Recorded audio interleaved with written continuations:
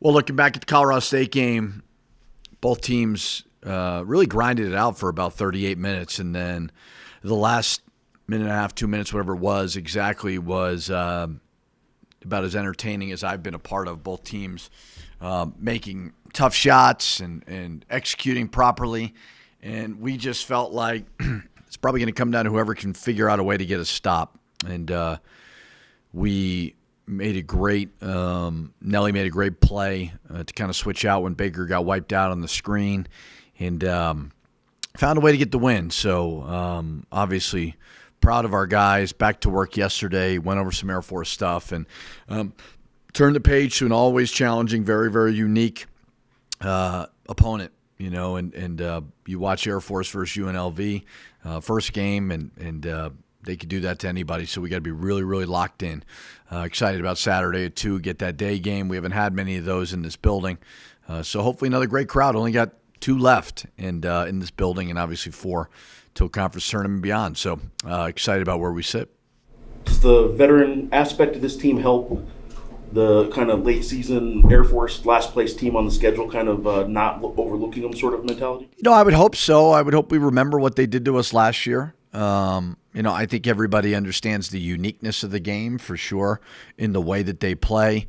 If there's maybe a game you'd want to play before Air Force to where when you don't have a lot of prep, Colorado State does do some similar things.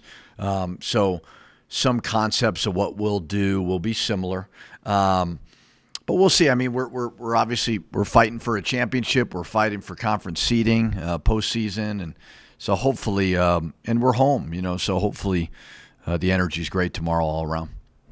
So kind of on that note, you said it's kind of good to follow those teams back to back just because of the pace of play and stuff like that. I mean, you've said in the past, you like to go fast. Ken Palm has top 10 and tempo and stuff like that. So going against a team like Air Force where they want to slow you down, how important is it to just keep your foot on that gas? Well, what they do differently than Colorado State, and I think what some people forget to really hone in on is you got to score. They play a switching man-to-man, matchup zone, whatever you want to call it.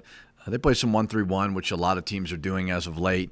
So we've got to rep that out pretty good in practice and simulate that because nobody really does that in the league. And that can be a little bit more unique. I think you harp so much on stopping their stuff, and sometimes you neglect, you got to put the ball in the basket because they can make it very, very challenging. They'll pack it in, and you got to be physical at the basket because they're tough there. So, it's just a unique, like football with the triple option, and it's just a unique prep.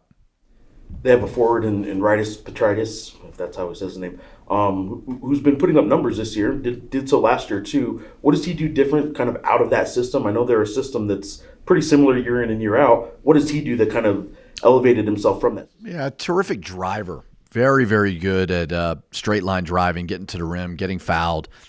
He can make a shot, but he's certainly more of a drive-first guy. He's a sophomore, I believe, right? So, he was one of the better freshmen in the league last year. Tough competitor, got good size.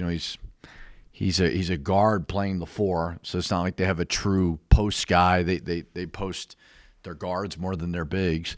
So and he's a lefty, and that's always a little bit unorthodox. So he's always been very effective when we played him. I'm sure you talked about it post-game, but Mashburn coming out and having the game that he did, especially after this season that he's also had a little bit of off, I think people would say. But can you just talk about sort of who he is and the adversity maybe he's faced within himself this past season? Yeah, he is very, very driven, very thoughtful, maybe even at points to a fault. I think he wants it so bad. Sometimes we got to remind him, loosen up and be a college kid.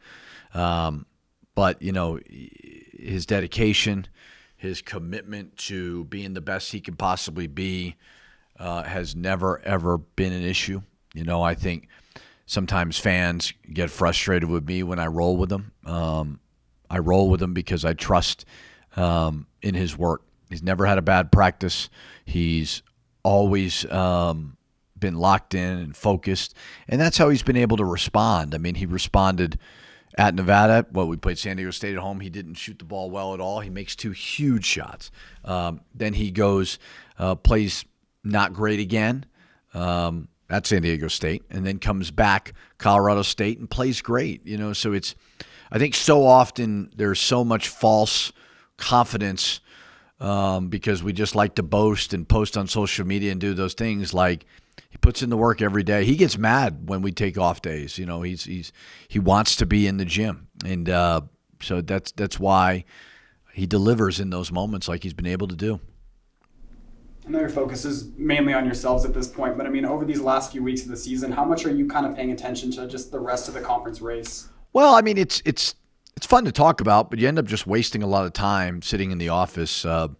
And we do it like everybody else does. You're having a cup of coffee in the morning when everybody gets in, and just you kind of want to have a feel for the conference, who's playing what. I mean, but that's the fun part of it. But it is a waste of time. It's you can do it for a little bit, and then you got to move on. You just got to lock in on practice today to prepare yourself to get ready for Air Force. So it's we've got great opportunities in front of us. And Air Force is that next challenge. So it's been a great year for the Mountain West, phenomenal, and hopefully we can just continue to get stronger as a conference. And what about you getting named a late season watch list Naismith Coach of the Year? Yeah, I mean, I guess it's cool for like a couple minutes, but then, more than anything, it's like everything else. If you win, you're going to get recognized. You're going to be put on a stage. That's why I tell the players all the time is if you win, if you want to be player of the year, win the conference. You want to be a first-team all-conference guy, be at the top half of the league. And you want to be recognized as a coach, win. And that's the way it should be. And all the coaches that are on the list, I didn't look at the whole list, but I'm sure they're winning. And that's what it gets you. So cool, little tiny, small victory, but nothing big picture that really matters a whole lot. Were you on that list or any of those National Coach of the Year lists when you were Big Ten Coach of the Year? Do you remember? I don't really remember, to be honest with you. I'm maybe. I don't know. You don't frame the No, I don't have the watch lists on my wall. Yeah, no, not sure. Is that something you send?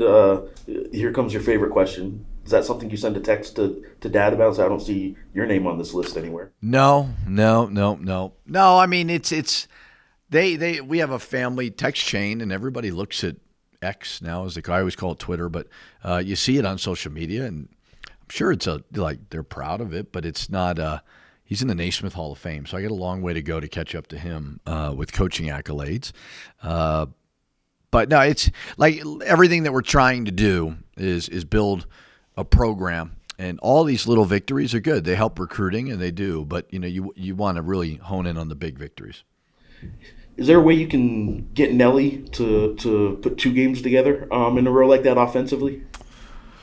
Well, I mean, the first thing we got to do is throw him the ball, and now they're gonna switch everything and certainly make it challenging. But it's I do believe from an offensive standpoint, it is all connected. The better screen you set, you're going to get a switch, you're going to get whatever, and then the better spacing, you may be able to go one-on-one.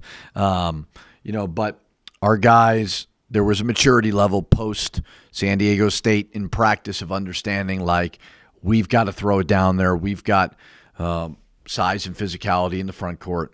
So I thought what Nelly did was kept it very, very simple. And that's what he needs to do, scoring down low. And so hopefully we continue over the next couple of weeks here to go inside out as much as we can.